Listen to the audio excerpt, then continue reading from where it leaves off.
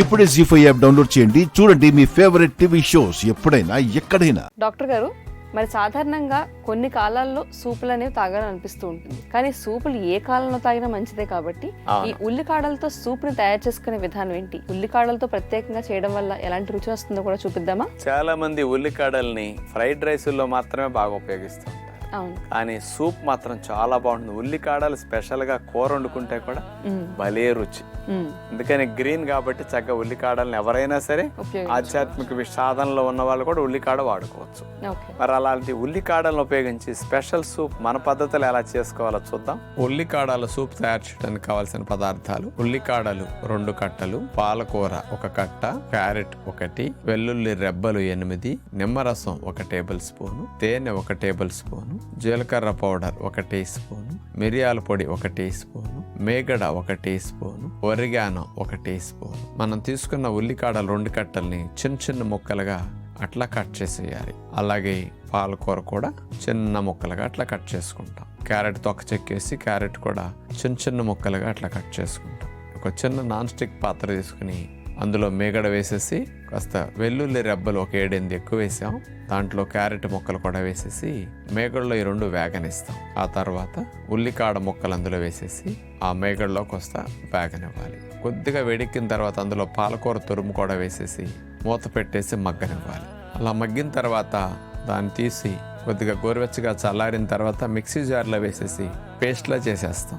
తర్వాత మరొక చిన్న నాన్ స్టిక్ పాత్రలో కొద్దిగా మేగడ వేసేసి ఒరిగానో వేసేసి కొద్దిగా వేగిన తర్వాత అందులో ఈ ఉల్లికాడల పేస్ట్ని అందులో వేసేసి కాస్త నీళ్లు పోసేసి బాగా మరగనిస్తాం. దానిపైన మిరియాల పొడి, జీలకర్ర పొడి, తేనె, కొద్దిగా నిమ్మరసం. ఉప్పు లేని లోటు లేకుండా నిమ్మరసం తేనె బాగా కలిసి వస్తుంది. తీపి రాకుండా తేనె వేయాలి ఇక్కడ, అది మాత్రం గుర్తుపెట్టుకోవాలి. ఉల్లికాడల సూప్ సిద్ధమైంది. మామూలుగా ఉల్లికాడ కొద్దిగా వేడెక్కేసరికి మగ్గి చాలా బాగుంటుంది. ఆ ఉల్లి యొక్క వాసన ఏదైతే ఘాటుగా ఉంటుందో ఉల్లికాడకు అట్లా ఉండదు. అందుకని రుచి మాత్రం చాలా బాగుంటుంది. మరి గ్రీన్ వెరైటీ ఏదైనా సరే పోషకాలు ఎక్కువ ఉంటాయి కాబట్టి ఉల్లికాడల సూపు మంచి యాంటీ ఆక్సిడెంట్స్ అందించడానికి చాలా బాగా ఉపయోగం. కాబట్టి అవకాశం ఉన్నప్పుడల్లా ఈ ఉల్లికాడలతో సూప్ తయారు చేసుకుని తాగి చూడండి, బాగుంటుంది. చూసారుగా ఎంత రుచికరంగా ఉండే ఈ ఉల్లికాడలతో సూప్ ని తయారు చేసుకునే విధానం. డాక్టర్ గారు చూపించిన విధానంలో ఉల్లికాడలని ఈసారి కేవలం ఫ్రైడ్ రైస్కి లేదంటే ఏవైనా నూడిల్స్ లాంటి వాటికి ఉపయోగించకుండా ఇలా సూప్ రూపంలో కూడా తీసుకోవడానికి ప్రయత్నించి చూడండి. మన శరీరంలో కొన్ని చోట్ల పేరుకుపోయిన కొవ్వును కరిగించుకోవాలనుకుంటే కూడా కొన్ని వ్యాయామాలు బాగా ఉపయోగపడతాయి. ఆ వ్యాయామాలు ఏంటో ఈ రోజు ఎపిసోడ్లో మనందరి కోసం. డాక్టర్ గారు, మరి ఫ్యాట్ రిడక్షన్ ఎక్సర్సైజెస్ అనేవి ఎలా చేయాలి, అలాగే ఎవరు చేస్తే బాగుంటుందో కూడా చూపిస్తారా? సహజంగా బాగా బరువు ఎక్కువ ఉన్నా, కొవ్వు ఎక్కువ ఉన్నా అలాంటి వారు మనం చూపించేవి చాలా వెరైటీస్ చేయలేరు. ఈ రోజు ఇప్పుడు చూపించబోయే వెయిట్ లాస్ కోసం బాగా 100-150 కేజీలు ఉన్నవారైనా, మోకాళ్ళ నొప్పులుండి నడవలేకుండా ఇబ్బంది పడే ఆడవారైనా సరే పడుకుని కాళ్ళను గోడ మీద పెట్టి ఈ గోడ సహాయంతో చేసే కొన్ని సులభ వ్యాయామాలు ఉన్నాయి. తొడలు, సీటు భాగం, నడుము భాగంలో కొవ్వు కరిగించడానికి, అట్లాగే ఈ అప్పర్ బాడీ కూడా తగ్గించడానికి బాగా ఉపయోగపడుతుంది. అంటే అలాంటి వాళ్ళని దృష్టిలో పెట్టుకుని స్పెషల్ గా మనం చూపిస్తున్నాం. మరి మీలాంటి వారు మిస్ అవ్వకుండా ఎలా చేయాలో ఇప్పుడు చూడండి. మొట్టమొదటిది, మన ఇంట్లో ఏదన్నా గోడ సపోర్ట్ తీసుకుని మనం దానికి దగ్గరగా ఆనుకుని అలా పడుకోవాలి. ముందుగా 2 కాళ్లను పైకి లేపి 2 పాదాలు నమస్కార ముద్రలో పెట్టినట్టుగా అట్లా ఆనిచ్చేసి 2 చేతుల్ని చాపేసి గాలి పీల్చుకుంటూ తలా ఛాతీ అని పైకి లేపి చేతులతో పాదాలను తాకాలి. వాళ్ళ గాలిని వదిలేస్తూ వెనక్కి వెళ్ళాలి. ఇలా పాదాలను తాకటానికి పైకి లేచినప్పుడు అబ్డామినల్ ఏరియాలో బాగా ఫ్యాట్ అది బర్న్ అవుతుందన్నమాట. ఆ భాగం కొవ్వు కరగటానికి, బిగవటానికి, ఆ భాగం లూజ్గా ఉన్నది టైట్ అవ్వటానికి బాగా ఉపయోగపడుతుంది. ఇలా ఒక 20-25 రౌండ్స్ చేయగలిగితే ఫ్యాట్ రిడక్షన్ బాగా జరుగుతుందన్నమాట. ప్రారంభంలో ఒక 5-10 సార్లు చేసి సరిపెట్టొచ్చు. క్రమేపీ అలవాటు మీద పెంచుకుంటే చాలా మంచిది. ఇక రెండో వ్యాయామం, కాళ్ళని గోడ మీద అట్లా ఆనిచ్చేసి స్ట్రెయిట్ గా చాప ఉంచాలి. నెక్స్ట్ ఇప్పుడు ఎడమ కాలుని కుడి చేత్తో తాకాలి. ఆ తర్వాత కుడి కాలుని ఎడమ చేత్తో అలా తాకాలి. ఈ విధముగా చేత్తో కాలుని తాకుతూ alternative leg and hand moment అట్లా ఇస్తూ చేయాలి. ఇలా చేయటం వల్ల కూడా ఫ్యాట్ రిడక్షన్ బాగా జరుగుతుంది. ఇది ఒక 15-20 రౌండ్స్ చేయగలిగితే చాలా మంచిది. మోకాళ్ళ నొప్పులు, మడాల నొప్పులు ఉన్నవారు నుంచుని చేసేవి కష్టం కాబట్టి ఇలా చేయగలిగితే చాలా మంచిది అన్నమాట. ఇక మూడో వ్యాయామంగా 2 పాదాలని గోడకు ఆనించేస్తాం. మోకాళ్ళ భాగం అట్లా ఆనుంటాయి అన్నమాట.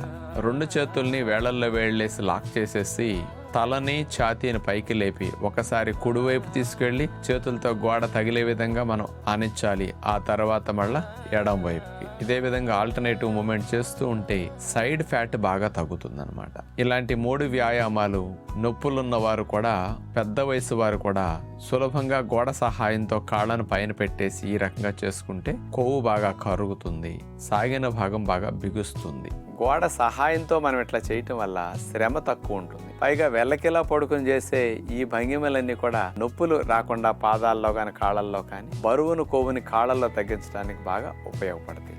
కాబట్టి ఇలాంటి వ్యాయామాలు కాస్త పెద్ద ఏజ్ వారు, బాగా బరువు ఎక్కువ ఉన్నవారు, ముఖ్యంగా నొప్పులతో బాధపడే ఆడవారు ఇట్లాంటివి చేయగలిగితే బాగుంటుంది. చూసారు కదండి, ఫ్యాట్ రిడక్షన్ ఎక్సర్సైజెస్ ఎవరు ఎక్కువ చేసుకుంటే బాగుంటుందో డాక్టర్ గారు చెప్పారు. మరి ప్రతి ఒక్కరు కూడా ఈ మధ్యకాలంలో తినే ఆహారాలకి కొవ్వు శాతం పెరుగుతుంది కాబట్టి ఈ వ్యాయామాలను చేసుకుంటే బాగుంటుందని నాకు అనిపిస్తుంది. కాబట్టి ప్రయత్నించి చూడండి. డాక్టర్ గారు, మరి సాధకులు రకరకాల సమస్యలతో జాయిన్ అవుతూ ఉంటారు ఆరోగ్యాలయంలో. మరి బ్యాక్ పెయిన్ సమస్యతో కూడా ఎక్కువ మంది జాయిన్ అవుతూ ఉంటారని నాకు అనిపిస్తుంది. మరి బ్యాక్ పెయిన్ వాళ్ళకి రిలీఫ్ ఇవ్వడానికి ఎలాంటి యోగాసనాలు లేదంటే ట్రీట్మెంట్స్ అందిస్తూ ఉంటారో చూద్దామా? బ్యాక్ పెయిన్ కి సర్జరీకి వెళ్లకుండా ఆల్టర్నేటివ్ మార్గాల్లో న్యాచురోపతి ది బెస్ట్ మార్గం. బ్యాక్ పెయిన్ తో చేరే వాళ్ళకి 4 రకాలుగా రెమెడీస్ ని న్యాచురోపతి విధానం ద్వారా ఇక్కడ అందించడం జరుగుతుంది. ఈ బ్యాక్ పెయిన్ తో బాధపడేవారు కొంతమంది కంప్లీట్ గా బెడ్ రెస్ట్ లో ఉండాల్సినంత సివియారిటీ ఎక్కువ ఉంటుంది. అలాంటి వారికి మరి రూమ్ లోనే డాక్టర్లు వాళ్ళని బెడ్ మీద ఉంచేసి బెడ్ రెస్ట్ లో కూడా కొన్ని భంగిమలు, దిళ్ల సహాయంతో రెస్ట్ తీసుకోమని వాళ్ళకు ఉపశమనం కలిగించే కొన్ని ట్రీట్మెంట్లు గాని, కొన్ని చికిత్సలు గాని అక్కడే చేస్తారు. ఇలా 10-15 రోజులు గడిచేసరికి వీళ్ళ కొంత ఉపశమనం వచ్చిన తర్వాత ఈ పెయిన్ రిలీఫ్ కి సంబంధించిన అన్ని చోట్లకి తీసుకొచ్చి అక్కడ ఎక్విప్మెంట్స్ ఎక్కువ ఉంటాయి కాబట్టి అట్లా ఉపయోగిస్తారు. కొంతమంది నడునొప్పి ఉన్నప్పటికీ వాళ్ళ పనులు వాళ్ళు చేసుకోగలుగుతారు. యోగా హాల్కి వెళ్ళగలుగుతారు, ఫిజియోథెరపీ డిపార్ట్మెంట్కి వెళ్ళగలుగుతారు, ఆకుపంచర్ సెంటర్కి వెళ్ళగలుగుతారు. ఇట్లా వెళ్లే వారికి ఎక్కువ ఫెసిలిటీస్ ఇంకా అందించడానికి అవకాశం ఉంటుంది. ఏ భాగంలో మజిల్ టైట్నెస్ వచ్చి బ్యాక్ పెయిన్ బాగా ఇబ్బంది పెడుతున్నదో ఆ మజిల్ రిలాక్సేషన్ కి మైక్రో నీడిల్స్ ని అట్లా గుచ్చటం ద్వారా ఆ మజిల్ రిలాక్సేషన్, అక్కడ ఉండే ఆ సోర్నెస్, మజిల్ సోర్నెస్ బాగా తగ్గుతుంది అనమాట. అట్లాగే దానికి కొన్ని స్టిమ్యులేటర్స్ ని తగిలించి కూడా ఆకుపంచర్ ట్రీట్మెంట్ చేయటం వల్ల కూడా బాగా రిలాక్సేషన్ కలుగుతుందండి. ఇది మెయిన్ గా స్పెషలిస్టులైన ఆకుపంచర్ డాక్టర్లు ఈ ట్రీట్మెంట్స్ ద్వారా ఉపశమనం కలిగించడానికి ప్రయత్నిస్తారు. ఒక 7-8 సిట్టింగులు 10 సిట్టింగులు ఆకుపంచర్ ట్రీట్మెంట్స్ ఇవ్వడం ద్వారా చాలా మందికి అసలు నడవలేని వారు 2వ రోజుకి 3వ రోజుకి లేచి తిరగటం గానీ, ఫ్రీగా నడవటం గానీ చేస్తుంటారు. ఈ ఆకుపంచర్ అంత బాగా రిజల్ట్ ఇస్తుంది. ఇక రెండోది న్యాచురోపతి విధానంలో ఇచ్చే ట్రీట్మెంట్స్ అయితేనండి వీళ్ళని మసాజ్ సెంటర్స్కి తీసుకెళ్ళి కాస్త అక్కడ నువ్వుల నూనె కానీ ఇట్లాంటిది ఏదన్నా కొబ్బరి నూనె కానీ రాసి ఒక 10-15 నిమిషాలు 20 నిమిషాల సేపు స్పెషల్గా ఆ మజిల్ రిలాక్సేషన్ కోసం మర్దన్లు వీపు భాగంలో ఎక్కడైతే బ్యాక్ పెయిన్ ఉందో ఆ భాగంలో ఇలా చేతి వేళ్లతో నొక్కి చేయటం జరుగుతుంది అన్నమాట. ఆ తర్వాత ఆ మజిల్ పెయిన్ తగ్గటానికి వేడి నీళ్ల బ్యాగ్తో కాపడం పెట్టడం ఒక రకంగా న్యాచురోపతి ట్రీట్మెంట్ అన్నమాట. జీ5 యాప్ డౌన్లోడ్ చేసి అన్ని ఎపిసోడ్స్ పూర్తి ఉచితంగా చూడండి.